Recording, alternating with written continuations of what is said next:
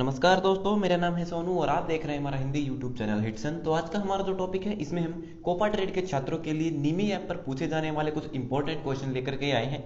मैंने जो है उस नीमी ऐप पर जो क्विज दिया था यानी कि टेस्ट दिया। टेस्ट देने के बाद मुझे वहाँ पर कुछ क्वेश्चन मिले।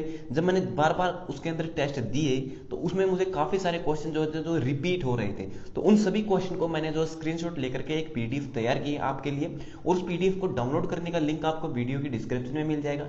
टेस्ट देने से पहले आप उस पीडीएफ को जरूर पढ़ लीजिएगा, क्योंकि उस पीडीएफ से आपके इस नीमी मॉक टेस्ट के अंदर भी क्वेश्चन आते हैं। इसके अलावा आपके फाइनल एग्जाम में भी पेपर में जो क्वेश्चन आएंगे वो भी उसी से आएंगे। और इसमें जितने भी क्वेश्चन आपसे पूछे गए थे वो सभी के सभी क्वेश्चन प्रीवियस ईयर के जो एग्जाम हुए थे, पेपर हुए थे, उन सभी में पूछे जा चुके हैं। और ये जो नीमी ऐप पर आप टेस्ट दे रहे हो, इन्हीं के आधार पर आपका जो टीचर है, इंस्ट्रक्टर है, वो आपके असेसमेंट के जो मार्क्स होते हैं वो डिसाइड करते हैं। सो इसीलिए आपको जो ये नीमी ऐप पर टेस्ट देने के लिए कहा जाता है। वैसे जरूरी नहीं है कि आप इस ऐप पर जाकर के टेस्ट दें, लेकिन अगर आपका इंस्ट्रक्टर कहता है तो आपको टेस्ट देना चाहिए, क्योंकि ऑफिशियली जो डिपार्टमेंट है उसकी तरफ से कोई दबाव नहीं है किसी भी विद्यार्थी के ऊपर कि आप नीमी ऐप को डाउनलोड करें और उसको चलाएं, क्योंकि ये सिर्फ प्रैक्टिस करवाने का एक जरिया है ताकि स्टूडेंट को पता चल जाए कि जो कोपा ट्रेड के छात्र हैं उनका फाइनल एग्जाम किस तरह से होने वाला है। तो चलिए शुरू करते हैं इस वीडियो को और देखते हैं कि इसमें आपसे किस तरह के सवाल पूछे गए थे। सबसे पहला प्रश्न है, how many parts are there in for loop. तो फॉर लूप के अंदर कितने पार्ट होते हैं? तो फॉर लूप के अंदर टोटल 3 पार्ट आपके होते हैं। सबसे पहला पार्ट जिसके अंदर आप जो है वेरिएबल असाइन करते हैं, वेरिएबल डिक्लेयर करते हैं। दूसरा पार्ट जिसमें आप कंडीशन बताते हैं, और तीसरा जो पार्ट होता है उसमें आप इंक्रीमेंट करते हैं। ठीक है, यानी कि जो आप लूप चलाएंगे बार बार, उनमें इंक्रीमेंट करेंगे या फिर डिक्रीमेंट करेंगे, वैल्यू को बढ़ाएंगे या घटाएंगे, वो तीसरा जो पार्ट होता है फॉर लूप का उसमें लिखते हैं। तो फॉर लूप के अंदर टोटल 3 पार्ट होते हैं। दूसरा प्रश्न है, which option is use to store the duplicate of the active document permanently. यानी कि आपने जिस डॉक्यूमेंट को ओपन किया है उसका डुप्लीकेट आपको सेव करना है, यानी कि सेम उसी की तरह एक और डॉक्यूमेंट आपको बनाना है, एक तरह से आपको उसे कॉपी करना, लेकिन अलग नाम से। तो उसके लिए हम जो सेव एज कमांड का इस्तेमाल करते हैं। तो दूसरे प्रश्न का ऑप्शन सी आपका सही है, और इसकी शॉर्टकट की है F12, यानी कि जो आपके F12 फंक्शन की है उसके माध्यम से भी हम जो है सेव एज कमांड का यूज कर सकते हैं। तीसरा प्रश्न है, which feature is use to create a newspaper type document. यानी कि एमएस वर्ड के अंदर जो आपका डॉक्यूमेंट है उसे आप अगर न्यूज़पेपर की तरह बनाना चाहते हैं, न्यूज़पेपर की तरह उसके अंदर कॉलम बनाना चाहते हैं, तो आप किस फंक्शन का इस्तेमाल करते हैं? तो उसके लिए हम जो है कॉलम का इस्तेमाल करते हैं। हम हमारे डॉक्यूमेंट के अंदर कॉलम जो है डिवाइड करते हैं, हम हमारे डॉक्यूमेंट को कॉलम में बांटते हैं, जिससे हमारा डॉक्यूमेंट जो है एक न्यूज़पेपर अखबार की तरह दिखने लगता है। तो ऑप्शन सी यहाँ पर आपका सही है। चौथा प्रश्न है, how can we rectify the errors occurred while typing. यानी कि एमएस वर्ड के अंदर जब भी आप टाइपिंग करते हो तो जो आपकी एरर होती है, गलतियां होती है, आप उनको किस तरह से रेक्टिफाई कर सकते हो, सही कर सकते हो? तो इसके लिए उसके अंदर एक ऑप्शन होता है ऑटो करेक्ट का, जिसके माध्यम से आपकी जो स्पेलिंग है वो अपने आप सही हो जाती है। तो चौथे प्रश्न का ऑप्शन डी आपका सही है। पांचवा प्रश्न है, what is called the unauthorised control access over the computer system and destroys the data. यानी कि जब हम किसी दूसरे कंप्यूटर को कंट्रोल करते हैं, उसको एक्सेस करते हैं बिना सामने वाले की अनुमति के, बिना उसको बताए हम उसके कंप्यूटर को यूज करते हैं और उसके डाटा को डिलीट करते हैं, खराब करते हैं, तो वो क्या कहलाता है? उसे हम हैकिंग कहते हैं। तो इस प्रश्न का सही उत्तर है ऑप्शन सी, हैकिंग में हम सामने वाले की अनुमति के बिना उसके कंप्यूटर के साथ छेड़छाड़ करते हैं। छठा प्रश्न है, what is called the collective term of malicious software such as virus, worm and Trojan. यानी कि जो आपके वायरस हैं, वॉर्म और जो ट्रोजन है, इन तीनों को अगर मैं एक ही साथ कंबाइन करूं तो इनको मैं क्या नाम दूंगा? तो उस समय इन सभी को मैं मैलवेयर कहूंगा। तो छठे प्रश्न का ऑप्शन सी आपका सही है, ये सभी आपके मैलवेयर हैं जो आपके कंप्यूटर को जो है नुकसान पहुंचाते हैं। सातवां प्रश्न है, which of the following code is used to add a plain colour background to the web page. यानी कि कोई भी आपका वेब पेज है, HTML का आपका एक वेब पेज है, उसमें क्या करना, आपको बैकग्राउंड में कलर लेकर के आना, लेकिन सिर्फ प्लेन यानी कि एक सिंपल कलर लेकर के आना है। तो इनमें से कौन सा जो सिंटैक्स है वो सही होगा कोड लिखने का? तो सबसे पहले मैं आपको एक बात बता दूं, तो जो आपका वेब पेज होता है उसमें जो भी आपको दिखाई देता है वो सब का सब आपका बॉडी टैग के अंदर लिखा जाता है। तो इस प्रश्न में जो सही उत्तर होगा वो होगा ऑप्शन सी, बॉडी टैग के अंदर इसकी एक प्रॉपर्टी होती है, वो होती है आपकी बीजी कलर। यानी कि बॉडी टैग के अंदर अगर आपको बैकग्राउंड में कोई कलर लगाना है तो उसके लिए हम बीजी कलर जो एट्रीब्यूट है उसका यूज करते हैं। और इसके साथ में यहाँ पर आप जैसे इक्वल टू, अगर मैं यहाँ पर कलर लिख देता, रेड, ब्लू, ग्रीन, कुछ भी कलर लिखता हूं तो वो भी मेरा सही उत्तर होता। लेकिन यहाँ पर मैंने जो है RGB यानी कि जो रेड, ग्रीन और जो ब्लू जो कलर का कॉम्बिनेशन होता है उसका यहाँ पर इस्तेमाल किया गया है। तो यहाँ पर मैं कुछ इस तरह से भी लिख सकता हूँ, #FF0000। इससे क्या होगा कि हमारा जो बैकग्राउंड कलर होगा वो रेड कलर का होगा, क्योंकि RGB यानी कि स्टार्टिंग के दो F है वो आपके रेड होंगे, बीच के दो दो जीरो हैं, और अगर यहाँ पे एफ लिखा होता है बीच में भी एफ एफ, तो यहाँ पर जो आपका उत्तर होता वो होता है ग्रीन, और लास्ट में अगर एफ एफ होता तो उत्तर होता आपका ब्लू। ठीक है, तो आरजीबी जो कलर पैटर्न होता है उसके अनुसार भी हम जो है बैकग्राउंड कलर दे सकते हैं। तो इस प्रश्न का सही उत्तर ऑप्शन सी है। सबसे पहले स्टार्टिंग के केवल दो कीवर्ड में एफ लिखा है, तो इसका जो आउटपुट होगा वो होगा रेड कलर, यानी कि बैकग्राउंड में जो कलर आएगा वो आपको लाल कलर का दिखाई देगा जो आपका वेब पेज होगा। तो इस प्रश्न का सही उत्तर ऑप्शन सी है।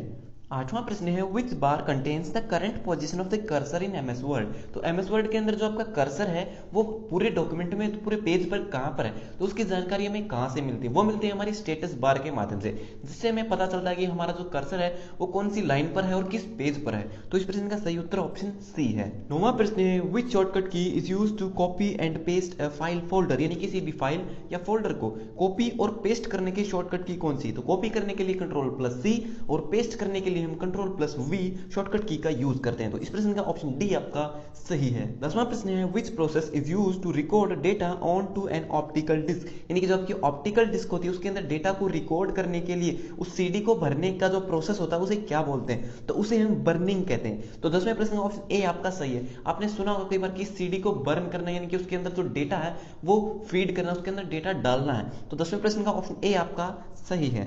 11वां प्रश्न है which key is use to open CMOS setup utility, यानी कि अपने कंप्यूटर को जब आप ओपन करते हो तो उसके अंदर कंप्यूटर को ऑन करने की बजाय आप उसकी सीमोस सेटअप को ऑन करना चाहते हैं, तो वो कैसे करेंगे। तो जब भी आप अपने कंप्यूटर को ऑन करते हो, बटन दबाते हो पावर का, तो ऑन करने पर क्या होता है कि एक तो होती है आपकी जो कंप्यूटर ऑन हो जाता है डिफॉल्ट में, सही तरीके से आप काम करते हैं, लेकिन जब आप उसको ऑन करते हैं, अगर ऑन करते समय आप पूरा ऑन होने से पहले उसके जो डिलीट का बटन होता है उसको लगातार दबाते रहते हो, प्रेस करते रहते हो, तो आपका जो सीमोस सेटअप यूटिलिटी है उसको आप ओपन कर सकते हो। इसके माध्यम से आप अपने कंप्यूटर के अंदर विंडो कर सकते हो, उसका टाइम चेंज कर सकते हो और भी बहुत सारी सेटिंग आप उसके अंदर कर सकते हो। तो ये सब जो आप कैसे कर सकते हो, डिलीट बटन को लगातार दबाने से, प्रेस करने से कर सकते हो। और बहुत सारे कंप्यूटर में डिलीट की बजाय आपकी जो F12 F12 फंक्शन की होती है उसका भी यूज होता है। तो इस प्रश्न का ऑप्शन बी आपका सही है। 12वां प्रश्न है what is the maximum number of character allowed as file name in DOS. DOS के अंदर किसी भी फाइल का जब आप नाम लिखते हैं तो उसके अंदर कितने कैरेक्टर आप लिख सकते हैं, तो किसी भी फाइल का जो नाम है वो मैक्सिमम 8 कैरेक्टर तक का लिख सकते हैं। तो 12वें प्रश्न का ऑप्शन डी आपका सही है। 13वां प्रश्न है which tool in MS Word is use to keep the familiar and repeated option. तो एमएस वर्ड के अंदर वो कौन सा टूल होता है जिसके अंदर फैमिलियर और बार बार इस्तेमाल होने वाले जो ऑप्शन होते हैं वो रखे जाते हैं। तो वो सब आपके क्विक एक्सेस टूल बार के अंदर होते हैं। और ये कहां पर होता है, ये होता है हमारा जो आपका एमएस वर्ड, जब आप उसको ओपन करते हैं तो जो आपकी स्क्रीन होती है उसके सबसे ऊपर टॉप में राइट लेफ्ट साइड के जो आपको ऑप्शन मिलते हैं, जिसके अंदर आपको रीडू, अंडू, सेव, इस तरह के छोटे छोटे ऑप्शन देखने को मिलते हैं टॉप में लेफ्ट साइड में। तो वो कॉर्नर होता है जहां पर आपको क्विक एक्सेस टूल बार मिलता है, जिसके अंदर आपको बार बार इस्तेमाल होने वाले फंक्शन मिलते हैं। अगला प्रश्न है which is the model in e-commerce if the seller and the buyer are the both individual. वो कौन सा ई कॉमर्स मॉडल होता है जिसमें बेचने वाला और खरीदने वाला दोनों के दोनों इंडिविजुअल होते हैं, यानी कि कोई भी आम लोग होते हैं। तो इस प्रश्न का जो सही उत्तर वो ऑप्शन डी, वो आपके कंज्यूमर टू कंज्यूमर बिजनेस पर आधारित होते हैं। 15वां प्रश्न है what is the main electronic component of the first generation computer, यानी कि जो प्रथम पीढ़ी के कंप्यूटर थे उनमें कौन सा मेन इलेक्ट्रॉनिक कंपोनेंट था जिसका यूज किया गया था टेक्नोलॉजी के तौर पर। तो इस प्रश्न का सही उत्तर है ऑप्शन डी। प्रथम पीढ़ी के कंप्यूटर में हमने वैक्यूम ट्यूब का यूज किया था, दूसरी पीढ़ी के कंप्यूटर में हमने ट्रांजिस्टर का यूज किया था, तीसरी पीढ़ी के कंप्यूटर में हमने इंटीग्रेटेड सर्किट यानी कि आईसी का यूज किया था। 16वां प्रश्न है where does the minimised application reside in Windows, यानी कि हमारी जो विंडो होती है उसके अंदर जिन एप्लीकेशन को हम मिनिमाइज कर देते हैं वो कहां पर चली जाती है। तो जिन एप्लीकेशन को हम मिनिमाइज कर देते हैं, आपने देखा होगा एमएस वर्ड जब आप ओपन करते हैं तो सबसे ऊपर टॉप में राइट साइड में आपको ऑप्शन मिलते हैं मिनिमाइज, क्लोज और मैक्सिमाइज। तो वो जो तीन ऑप्शन वहां पर होते हैं, अगर आप कांटे के निशान पर, एक्स के निशान पर क्लिक करते हो तो आप अपने प्रोग्राम को बंद कर सकते हो, और कांटा यानी कि जो आपका माइनस का निशान होता है जिसे हम मिनिमाइज बोलते हैं, उस पर क्लिक करने पर आपका जो प्रोग्राम है वो आपके जो आपके डेस्कटॉप स्क्रीन होती है उसके सबसे नीचे जो पट्टी होती है जिसे हम टास्क बार बोलते हैं वहां पर चली जाती है। तो इस प्रश्न का सही उत्तर ऑप्शन ए है। किसी भी एप्लीकेशन को मिनिमाइज करने पर वो हमारी टास्क बार में चली जाती है। इसके अलावा अगर किसी एप्लीकेशन को हम पिन कर देते हैं तो वो एप्लीकेशन भी हमारी टास्क बार में दिखाई देती है।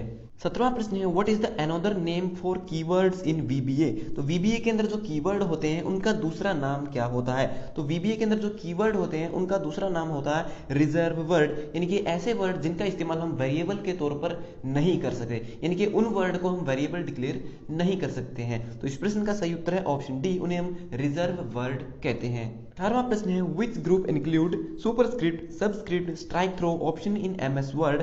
तो सुपरस्क्रिप्ट, सबस्क्रिप्ट और स्ट्राइक थ्रो ये सब ऑप्शन एमएस वर्ड के अंदर कहां पर होते हैं। तो ये सब जो आपके ऑप्शन होती है हमारे फॉन्ट ग्रुप के अंदर होते हैं, और फॉन्ट ग्रुप होता है हमारा होम टैब के अंदर। ठीक है, तो 18वें प्रश्न का ऑप्शन बी आपका सही है।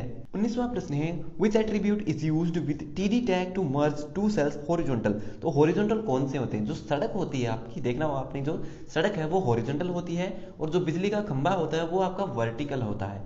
तो हॉरिजॉन्टली दो सेल हैं, उनको आपको जो है जोड़ना है, मर्ज करना है, एक दूसरे में मिलाना है, यानी कि दो सेल का हमें एक सेल बनाना है। तो क्या करना पड़ेगा, जब दो सेल हैं तो वो क्या है, वो कॉलम है, यानी कि दो अलग अलग कॉलम है, और उन दोनों कॉलम को हमें मिलाना है। तो उसके लिए हम कॉल स्पैन इक्वल टू, यानी कि दो कॉलम को मिला करके हम जो है एक सेल बनाएंगे, उनको मर्ज करेंगे। तो 19वें प्रश्न का ऑप्शन ए आपका सही है। 20वां प्रश्न है विच programming language syntax influence JavaScript. तो कौन सी प्रोग्रामिंग लैंग्वेज ऐसी है जो जावास्क्रिप्ट के सिंटैक्स को इन्फ्लुएंस करती है। तो इस प्रश्न का सही उत्तर है ऑप्शन ए, जो आपकी सी लैंग्वेज है वो जावास्क्रिप्ट के सिंटैक्स को, प्रोग्राम को इन्फ्लुएंस करती है, उसमें जो है छेड़छाड़ करती है। तो 20वें प्रश्न का ऑप्शन ए आपका सही है। तो ये हो गए हमारे आज के सभी प्रश्न कंप्लीट। सो वीडियो देखने के लिए धन्यवाद। अगर आपका कोई सवाल है तो आप कमेंट बॉक्स में लिख करके पूछ सकते हो। तो मिलते हैं हमारी अगली वीडियो में, तब तक के लिए नमस्कार।